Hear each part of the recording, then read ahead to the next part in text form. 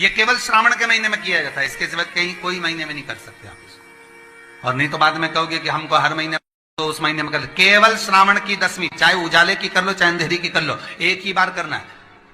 श्रावण महीने की दशमी तिथि को शमी के पत्ते को चाहे 21 हो, 11 हो, 51 हो, उसको शहद में डुबोकर शंकर भगवान के शिवलिंग पर उसको श्रृंगार करो। केवल चढ़ाना नहीं है, जब शहद में डूब जाएगा तो वो चिपक जाएगा। शिव का श्रृंगार करो। क्या होगा इससे? तो लिंग पुराण कहती है, नर्मदा पुराण कहती है, शंकर का जब हम शमी के पत्ते को शहद में डुबोकर श्रृंगार करते हैं, शंकर कहते हैं इसने मेरा श्रावण महीने में श्रृंगार करा है, तो क्यों ना मैं भी इसका धन का श्रृंगार कर कर इसको कर से मुक्त कर दूं, तब कर जा चुका, तब कर। सारी दुनिया की ठोकर खा लो, सारी दुनिया के हाथ जोड़ लो, सारी दुनिया से निवेदन कर लो, और उसके बाद भी तुम्हारी दुख की घड़ी समाप्त नहीं हो, तब प्रयास करना। तुम्हारे घर में कोई गमला हो, कोई पौधा लगा हो, जो भी पौधा लगा हो, हम ये नहीं कहेंगे कि वो गुलाब का है कि गेंदा का है कि शमी का है कि बेलपत्री का है, जो पौधा तुम्हारे घर में लगा हो, जो पौधा, एक प्रयास करना। अभी सावन चालू हुआ है, अगर तुम्हें लगता है कि मेरी दुख का समय समाप्त नहीं हो रहा, मेरी दुख की घड़ी समाप्त नहीं हो रही, तो घर में रहने वाले जितने लोग आस्था चैनल पर कथा सुन रहे हैं, जितने फेसबुक यूट्यूब पर कथा सुन रहे हैं, और जितने पुष्कर राज की इस पावन धरा पर बैठकर कथा सुन रहे हैं, उनसे निवेदन करेंगे, श्रावण 2 सावन अब की बार हैं, एक अधिक मास का भी पड़ेगा और एक श्रावण ये पड़ेगा। ये जब 2 श्रावण पड़ते हैं तो इसमें हरि और हर का मिलन होता है, हरि और हर का मिलन, क्योंकि अधिक मास जो है वो भगवान पुरुषोत्तम का है, भगवान विष्णु का, और सावन के मध्य में अगर पड़ रहा है तो देवादिदेव महादेव के साथ भगवान हरि का मिलन हुआ है, इसलिए इसको हरिहर श्रावण कहते हैं। ये 2 महीने के श्रावण में अगर मान लो एक दिन आपका निकल भी गया, 2 दिन आपके छूट भी गए, कोई दिक्कत की बात नहीं है। जो पेड़ तुम्हारे यहां लगा हो, जो पौधा तुम्हारे यहां लगा हो, जो वृक्ष तुम्हारे यहां लगा हो, जो क्यारा तुम्हारे यहां हो, कुंडी तुम्हारे यहां हो, उसी की मिट्टी को, उसी के पेड़ के नीचे, उसी पौधे के नीचे, उस मिट्टी को थोड़ा सा हाथ से उसको उठाकर एक लिंग की आकृति बना लें। उसमें जलाधारी बनाने की जरूरत नहीं, केवल लिंग की आकृति बनाकर उसी की पूजन वहीं कर कर पानी चढ़ाकर 15 से 20 मिनट बाद अपना काम करने के बाद उसी को उसी मिट्टी में विसर्जन कर दें, अपनी कामना कर कर। देव अधिदेव महादेव 2 महीने के बाद क्या देगा ये वही जान सकता है। वो क्या प्रदान करेगा ये उसके ऊपर।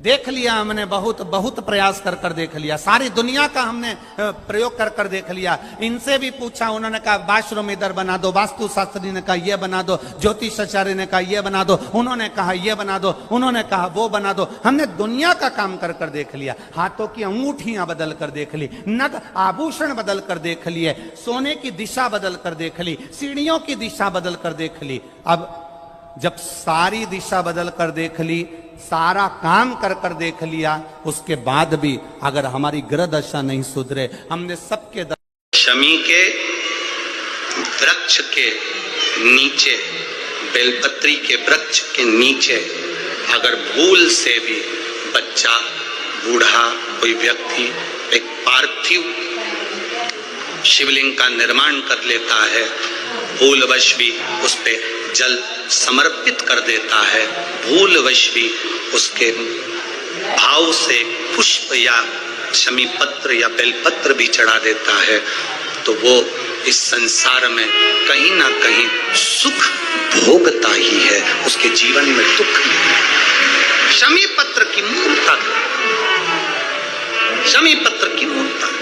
शमी का पत्र समर्पित की गई शमी का एक पत्ता महादेव को अगर एक शमी का पत्ता समर्पित कर दिया जाता है तो जिंदगी में कभी वैभव और धन की कमी नहीं आती।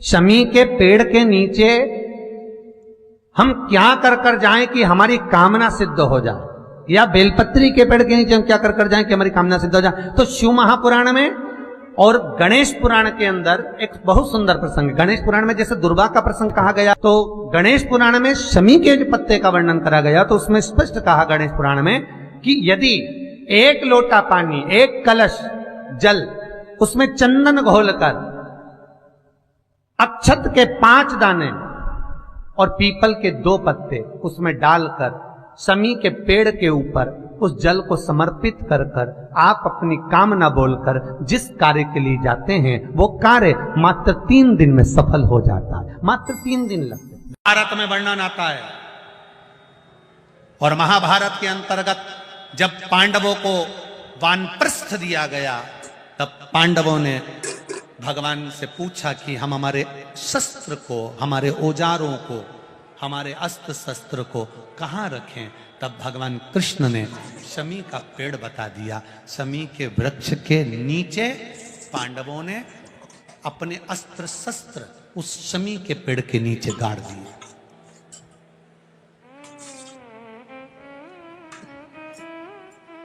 शमी के वृक्ष के नीचे अस्त्र शस्त्र को गाड़ा गया।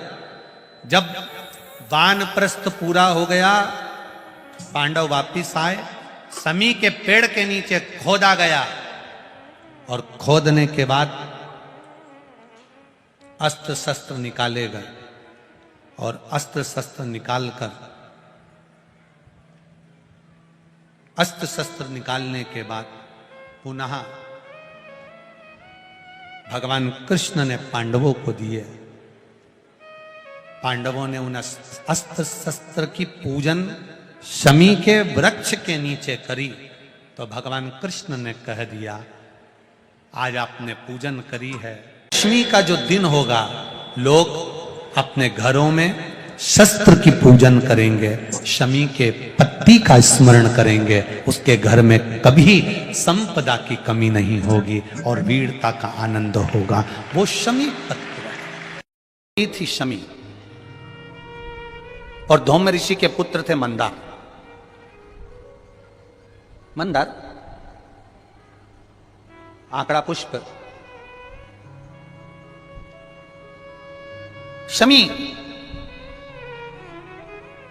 औरव ऋषि की बेटी।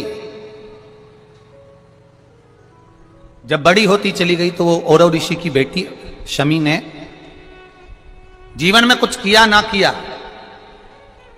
पर एक काम औरव ऋषि की बेटी शमी करती रही कि भरण पोषण में अग्रणी रही। कोई भूखा मिल गया, औरव ऋषि की बेटी ने अपना भोजन तक दे दिया। ये बेटी का जीवन होना चाहिए। कई महाराज औरव ऋषि की बेटी शमी उसमें की थी, अगर उसकी थाली में कुछ भी नहीं बचा चलेगा, पर सामने वाला भूखा नहीं रहना चाहिए, उसको जरूर खिला देना। ये बड़े विचित्र शब्द हैं, जरा शिव महापुराण के, इसको समझ लेना कि शमी का पेड़, जिस शमी की पत्ती में कांटे होते हैं, जिस बेलपत्र में कांटे होते हैं, और जिस आंकड़े को मंदार के फूल में वो दूध होता है कि आंख में चले जाए तो आंख बेकार हो जाती है, वो दूध होता है जो जहर का काम कर जाता है, ये सब शंकर भगवान को चढ़ रहा है। शमी जिसमें कांटे हैं, बेलपत्र जिसमें कांटे हैं, मंदार का फूल जिसमें जहर भरा पड़ा है, धतूरा जिसमें जहर भरा पड़ा हुआ है, ये शिव को क्यों समर्पित है? ये शंकर को क्यों चाहिए? ये शंकर के पास क्यों जा रहे हैं?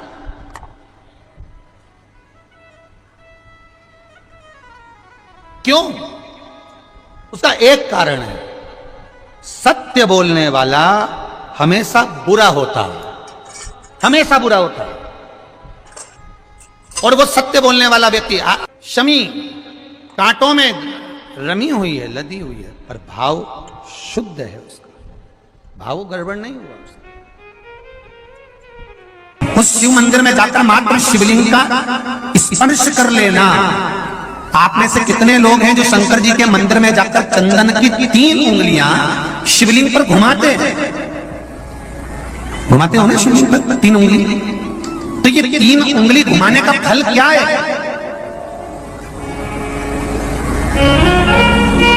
क्या फल है इस शिवलिंग पर? ये 3 उंगली घुमाई जाए तो इसका फल क्या है? तो आपको लगेगा भगवान शंकर को त्रिपुंड लगाना है। बोलो सही है गलत है? आप तो यही सोचोगे ना कि शिव जी को त्रिपुंड लगाया गया है, पर नहीं। शिव महापुराण की कथा कहती है, ओम शिव महापुराण की कथा ये सागर में जो चल रही है, इसमें आप अगर विद्येश्वर संहिता को या पार्वती खंड को निकालोगे या आप स्कंद पुराण का या लिंग पुराण की कथा को उठाकर देखोगे तो उसमें वर्णन आता है जब कोई पुरुष, नारी या बच्चा अगर गंध भी नहीं है, लाल चंदन भी नहीं है और मात्र उंगली से 3 लाइन खींचता है, उसका मतलब त्रिपुंड लगाना नहीं होता। उसका मतलब होता है कि उसने एक पार्थिव शिवलिंग का निर्माण कर पूजन कर ली है। यह फल प्राप्त होता है, उसका फल ये प्राप्त होता है।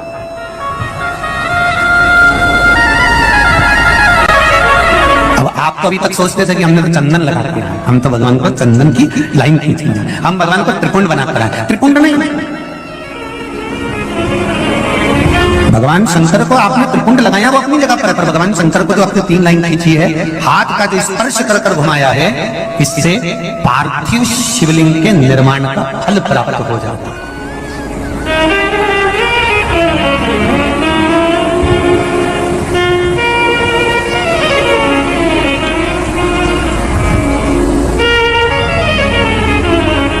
विशेष जब कामना रहती है, विशेष कामना, आज आपका मन कर गया 108 चावल के दाने मेरे को शिव जी को चढ़ाना है, 108 चावल के दाने मुझे शंकर भगवान को चढ़ाना। विशेष आज आपके मन में कोई मनोरथ बड़ा है, कोई कामना बड़ी है और बाबा से आपने विनती करी कि मेरा ये कार्य अटक रहा है, आप पूरा करोगे, मुझे विश्वास है। 108 चावल के दाने चढ़ाना है। आपने चंदन लगाया, हाथ की हथेली पर 108 चावल के दाने जो घर से गिनकर लेकर गए हो उसको हथेली में रखा। एक चावल का दाना नहीं चढ़ाया, हथेली में रखकर जो विशेष कामना, जैसे किसी कर्मकांडी ब्राह्मण से पूछा जाए, पूजन होने के बाद में विशेष अर्घ दिया जाता है, विशेष अर्घ।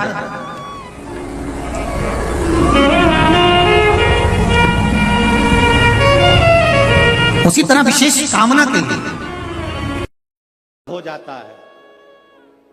एक शमी का पत्र, एक पत्ते में 14 करोड़ स्वर्ण मुद्रा का फल होता है।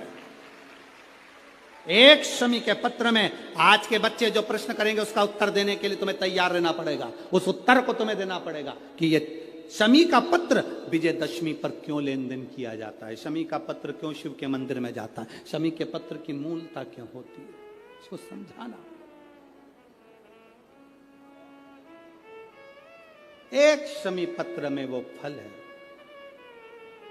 और केवल यही नहीं, शमी के वृक्ष के नीचे, बेलपत्री के वृक्ष के नीचे अगर भूल से भी बच्चा, बूढ़ा, कोई व्यक्ति एक पार्थिव शिवलिंग का निर्माण कर लेता है, भूलवश भी उस पे जल समर्पित कर देता है, भूलवश भी उसके भाव से पुष्प या शमी पत्र या बेलपत्र भी चढ़ा देता है, तो वो इस संसार में कहीं ना कहीं सुख भोगता ही है, उसके जीवन में दुख नहीं। शमी पत्र की मूलता हम तो बिल्कुल कहेंगे शहादा वालों से भी, और जितने आस्था चैनल पर कथा सुन रहे हैं, जितने टीवी पर कथा सुन रहे हैं, मोबाइल पर कथा सुन रहे हैं, कि कभी कभी 2 स्थान पर दीप लगाने में पीछे मत हटो। पहला, बेलपत्री के वृक्ष के नीचे। दूसरा, कहीं मौका लग जाए तो शमी के वृक्ष के नीचे भी कभी कभी अपनी कामना के लिए बाबा से प्रार्थना कर कर कि बहुत कर्जे में लदालूम हूं, बहुत तकलीफ चल रही है, तो बेलपत्री के वृक्ष के नीचे भी दिया लगाओ और शमी के पेड़ के नीचे भी दिया लगाओ। कभी कभी बाबा से प्रार्थना, फल मिलता। रोज शंकर के मंदिर में प्रतिदिन जाने वाले को और एक और चीज अपने स्मरण में रहे,